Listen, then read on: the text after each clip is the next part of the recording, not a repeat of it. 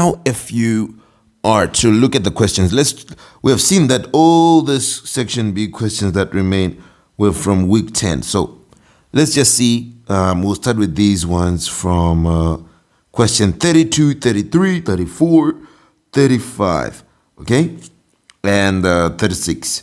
They are on Poisson and binomial. And it's illegal for you to fail these ones because we've talked about them. I'm going to remove this. I'm going to try and work out on this same paper that we have because you don't even really need that much space. Remember, let's see the question. Remember there, number one is for you to identify that, oh, this question is a Poisson distribution question. This one is for binomial distribution, even if they don't tell you. So here, they said probability and the number of respectively in a binomial. What is the standard deviation? Okay, so what is the standard deviation for a binomial distribution? We know that when we have x following binomial distribution, we need NP. It will use N and P. Then now, we know that there's going to be a gal code Q who's going to be outside of everything, but he is going to be 1 minus P. Okay, probability. Then we saw that the expectation of x. These are the things you're going to go and see in the formulas. Okay, so let's just go to the formulas that you'd have written down. You'd have written these formulas down. We talked about them, right?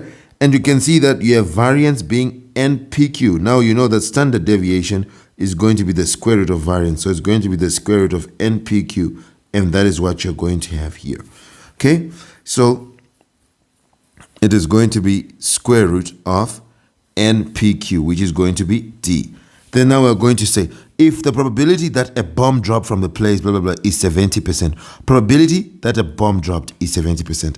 If 10 bombs are dropped, find mean and variance. So there we have it. It's going to be binomial, because remember binomial, they'll tell you something about what you're looking for. So you want to find mean and variance, okay? If when you have 10 bombs being dropped, this is a binomial. Once you see them giving you a probability, okay, if the probability is this, once you see them giving you a probability, then asking for something, it is binomial. So we can say that x follows binomial.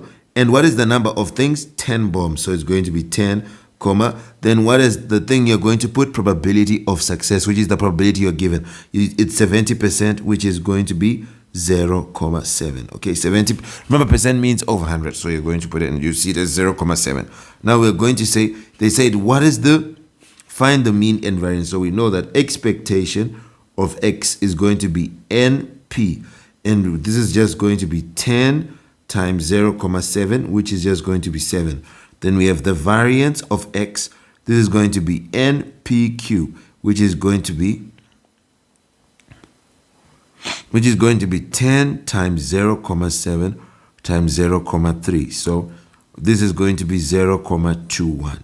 There we have 7 and 0.21. Then we look at it and we're going to find it, okay? 7 and 2.1, I guess. So it's not 7 and 0.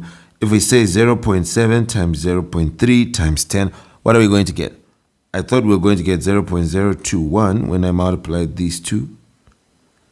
And when I multiply by 10, it will be 0.21.